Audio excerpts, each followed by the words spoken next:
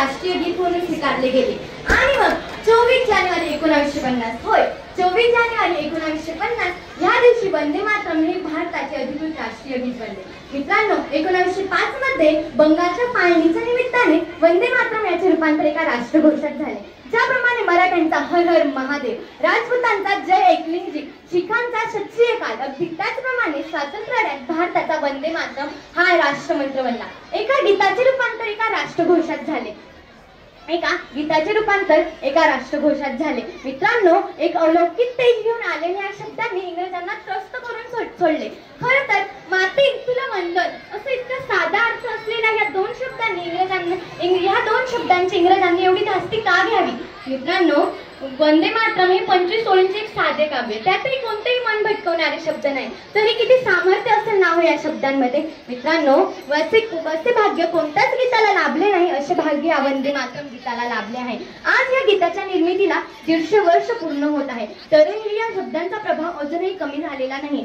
आजही या शब्दांवरती चर्चा घडतात, वाद घडतात, तरीही एका आगीतील सोन्याप्रमाणे चमकणारे वंदे मातरम हे प्रत्येक वेळी या पृथ्वीवरती पुन्हा पुनरावृत्ती होत असतं। मित्रांनो वंदे मातरम अर्थात माते तुला वंदन एवढाच अर्थ आहे का या शब्दांमध्ये? नाही, हे शब्द कालातीत होते, आहेत आणि राहतील। मित्रांनो वंदे मातरम या शब्दांमध्ये आपल्या जगत मातेच्या चरणी सर्वस्व अर्पण करण्याची जी भावना आहे ती शब्दात कशी व्यक्त करणार हो? Friends, Vande Mataram is not just a song but a symbol of patriotism and nationalism which still connects Indian with the feeling of unity. Thank you.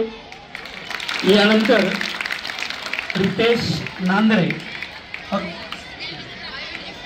Riteish Nandre आपलं मनोगत व्यक्त करेल। विद्यार्थी मित्रांनो हे तुमच्या समोर कथित करणं या मागचा उद्देश फार मोठा आहे, हे तुमच्यासाठी आहे आणि म्हणून अवघं आता फक्त 20 ते 25 मिनिटाचा कार्यक्रम राहिलेला आहे, पण शांतता बाळगायची आहे। हे विचार आपण आपल्यात रुजवावे म्हणून रितेश नांद्रे। सन्माननीय व्यासपीठ, आदरणीय कार्यक्रमाचे अध्यक्ष, उपस्थित श्रोतेगण हो, नमस्कार।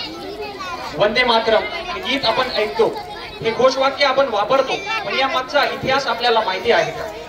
ज्यांना माहिती असेल किंवा ज्यांना माहिती नसेल किंवा ज्यांच्या जवळ तुरळक अशी माहिती असेल त्या सर्वांसाठी आणि भारताच्या स्वातंत्र्य लढ्यातील या अजरामर कलाकृतीच्या सन्मानार्थ मी Ritesh Diwakar Nandre, new English school व कनिष्ठ महाविद्यालयाचा विद्यार्थी, वंदे मातरम भारतीय स्वातंत्र्य लढ्यातील ऐक्याचा महामंत्र या विषयावर आपले विचार मांडण्यासाठी आपणासमोर उभा आहे। ब्रिटिश राजवटीच्या विरोधात भारतीय जनतेच्या मनात असंतोष धुमसत होता।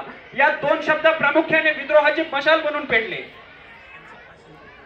देशाच्या कानाकोपऱ्यातून उफाळणारी असंतोषाची लाट आणि त्या लाटेवर स्वार झालेल्या प्रत्येक क्रांतिकार्याच्या ओठांवर फक्त दोनच शब्द, वंदे मातरम।